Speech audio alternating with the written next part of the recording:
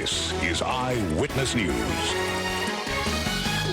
Now at 11 a.m., a tragic story unfolding in South Los Angeles. A man on his bike is killed during a police pursuit. We're there live with how it happened. Remembering the past so it's not repeated in the future. Marchers are gathering to commemorate Armenian Genocide Remembrance Day.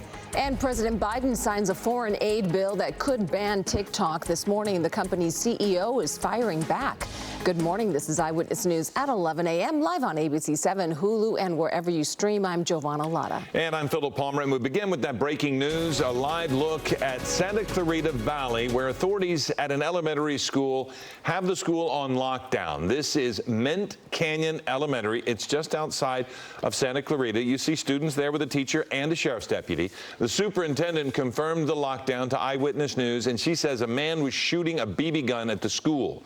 We're told no students were injured. We also spoke with fire officials. They say paramedics are staged as deputies work to take the suspect into custody. A police pursuit ends with a deadly crash this morning in South Los Angeles. We're also learning a bystander was hit and killed by the driver leading that pursuit. Jaysha Patel is live with developing details. Jaysha? Yeah, Philip and Giovanna, this was a gruesome scene. A man riding his bike was struck and killed by the suspect who was trying to get away from police. Behind me, you can see the car that the suspect was driving is still here, rolled over onto the street as police continue to investigate this. A bicycle is laying on the side of Hooper Avenue after an innocent man was struck and killed. The images are so gruesome, we had to blur the Air 7 HD footage. It was devastating because I heard a man die, and I saw the car where he landed, and he looked like blood all over it. LAPD says around 6:15 this morning, officers got a call about a theft. The suspect, who was a man, was driving a car and was being followed by the victim of that theft. When officers attempted to stop the suspect, he took off, leading officers on a pursuit. At Hooper and 46th Street, the suspect struck the victim riding the bike, but kept going. He eventually hit 8 other cars, some occupied by people. Fortunately, none of them required medical attention and no one needed to be transported, which is quite a miracle considering what we have at this intersection and the force and the impact that would have been needed for this suspect vehicle to be on its upside down on its side. The car flipped over and police say the suspect got out and tried running away but was arrested. People who live in the area say there's been a lot of activity recently and they were shocked to wake up to the gruesome scene. We've been getting crazy out here that we don't even know. Last night there was a person got chased with a knife, and I'm like, wow, it's just getting out of hand right here. The victim died here at the scene, and the suspect did not need any medical attention. He was taken straight into custody to the police station. Live in South LA, Jaysha Patel, ABC 7 Eyewitness News. Jaysha, thank you. Murder charges could be filed today in a metro train stabbing that killed a woman. Myrna Souza Auraz was a mother of 3 with 4 grandchildren.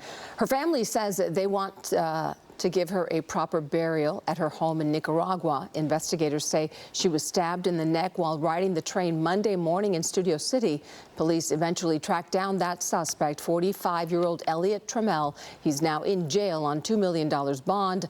Authorities say they strongly believe this man has attacked other victims. Air 7 HD is live over a March for Justice in Hollywood. The march calls for the freedom of Armenian prisoners of war, as well as commemorating the more than 1.5 million victims of the Armenian genocide. Eyewitness News reporter Irene Cruz joins us live from the ground in Hollywood. Irene, how's it looking out there? Yeah, Philip and Giovanna, starting to look really busy. We're in the heart of Little Armenia. We're seeing more than 1,000 people who have gathered out here. You can see they've brought their families out. They're wrapped in flags. A lot of people will be marching here pretty soon, and this is a solemn tradition for 2 decades now. It's both a demonstration and call for justice. People here are getting ready to make a statement on Hollywood Boulevard. Now, the March for Justice has been organized by the Unified Young Armenians. They are demanding the release release of all Armenian prisoners of war from Azeri prisons and want a hopeful future for Armenia and Artsakh. Today is Armenian Genocide Remembrance Day. People across the world are remembering the 1.5 million Armenians who were deported or killed by Ottoman troops between 1915 and 1923. Governor Gavin Newsom has declared April 24th Genocide Remembrance Day as a state holiday. It has allowed public schools and community colleges to close in observance. And we talked to those marching today about why this is so important to them.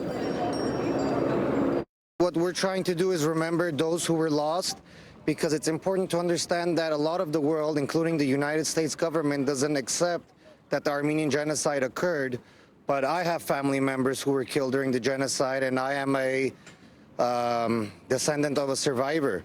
Most of the Armenians that you see in Los Angeles are descendants of survivors who had somebody who was killed during the genocide.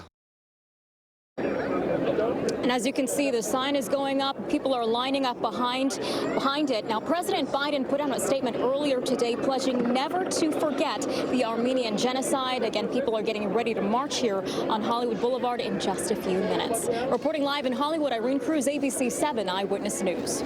Irene, thank you.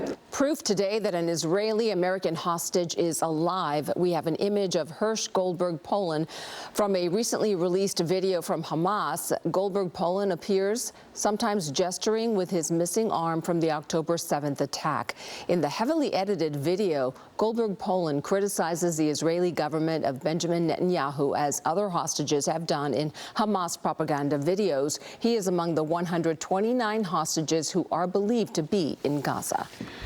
President Biden signed a $95 billion foreign aid bill that could ban TikTok in the U.S. The bill passed the Senate overnight.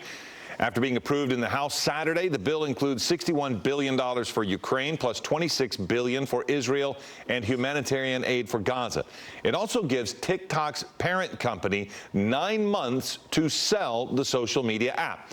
Lawmakers cite national security concerns that have not been made public. TikTok's CEO says he's fighting for the app's American users.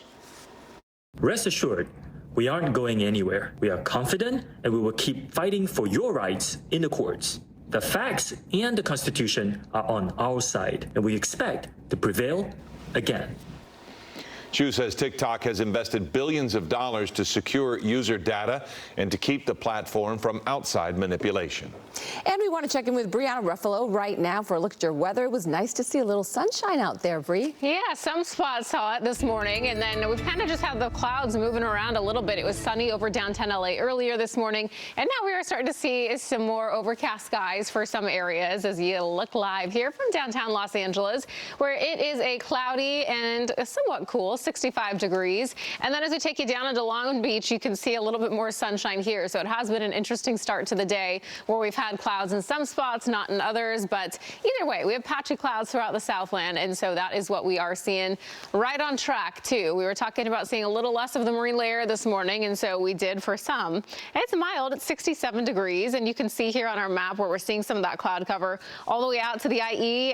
But it's still cool in Ontario at about 62. Still in the 50s for some spots. And then this afternoon, that should be pretty nice. We're going to start to see a lot more mid to upper 60s here the next few days. We still have drizzle in the forecast. And then we're also going to talk about some wind, too, for some of these eastern areas like the mountains and the deserts. Also when the warmer weather is returning. Philip, Javon, I'll send it back to you for now. Okay, Brianna, thank you. And as we continue here at 11 a.m., big news out of USC. Reggie Bush is getting his Heisman Trophy back. So why the change of heart? But first, a security guard is